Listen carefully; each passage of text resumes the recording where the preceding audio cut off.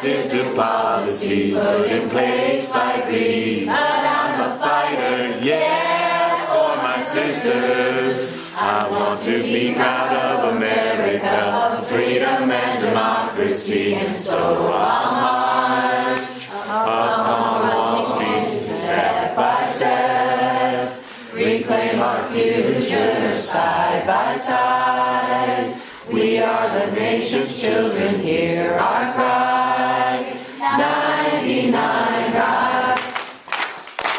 Name is freedom, yeah, I'm a captive. I am a captive to policies put in place by greed. But I'm a fighter, yeah, for the disenfranchised. I'm proud of America, freedom and democracy, and so I'll march along Wall Street, step by step, reclaim our future side by side. We are the nation's children, hear our cry. 99 rise.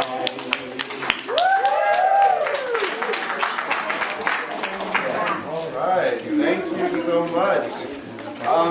So now we want to the next thing on our agenda was that we would do in small 5 to 7-ish breakout groups, judging by how many of us. I seem to estimate that maybe about 10 groups.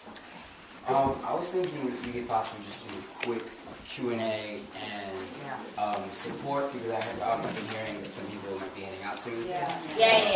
Okay. So this seems that the temperature check, do people feel okay with moving it up? Okay. So if you're taking staff. Sophie did stack. Sophie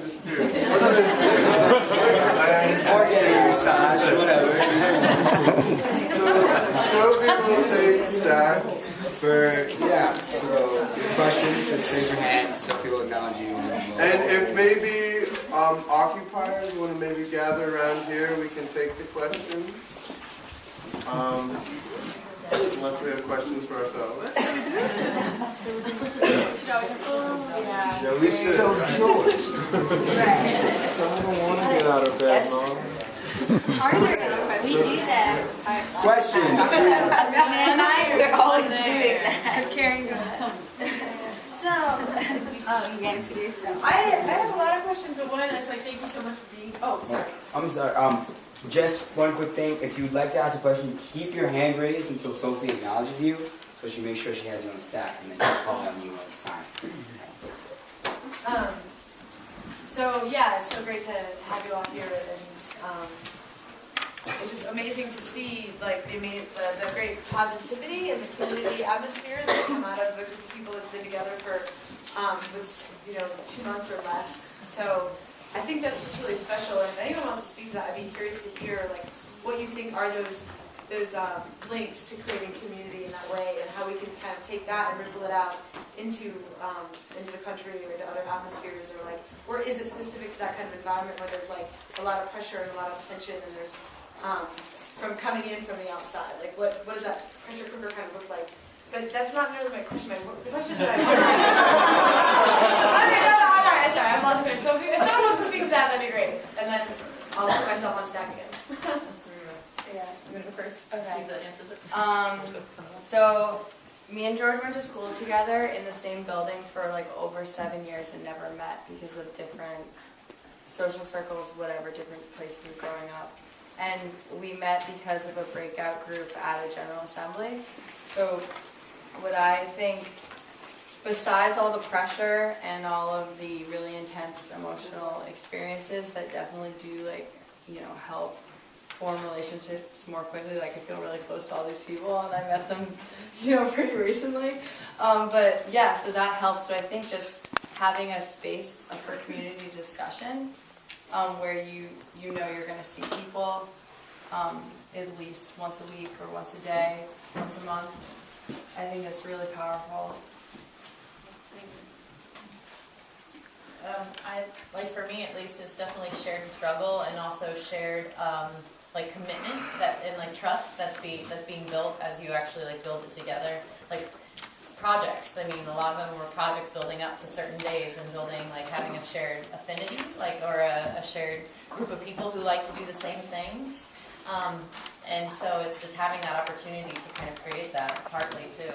And those two things I feel really work. So. Next minute, Kim.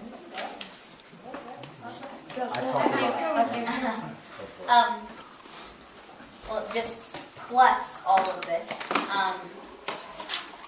love is really strong. Like, if you have love, it really, like, all you need is love.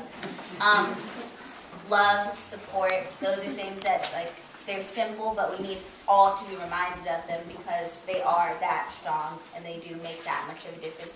But also, the idea of being able to talk to one another and feeling like, yeah, I can do that. Because it's important that you should always feel like you can tell anyone how you're feeling and they should be there to support you and help you out.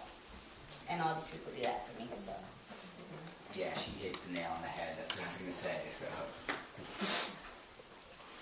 I guess my answer would be that this has been a space for me to share fears of mine and finding that people have those in common, fears that I don't think we're ever encouraged to discuss or are too painful for most people to acknowledge.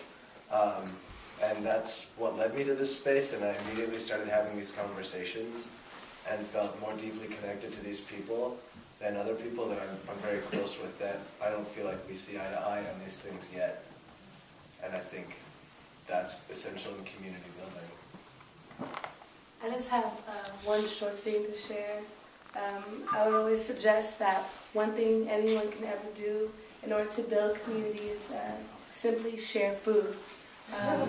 People, that's a great place to get people to come to your house. Yeah, get rid of us now. Put some, exactly. It's a great way to build community. When Sade and I were in community college together back in Oakland, we had a professor who always encouraged us to bring food to class. And it was only in that class that we were able to meet everyone in that room and know them by name, simply because we'd all bring food to an hour, 2 hour long class. So that works.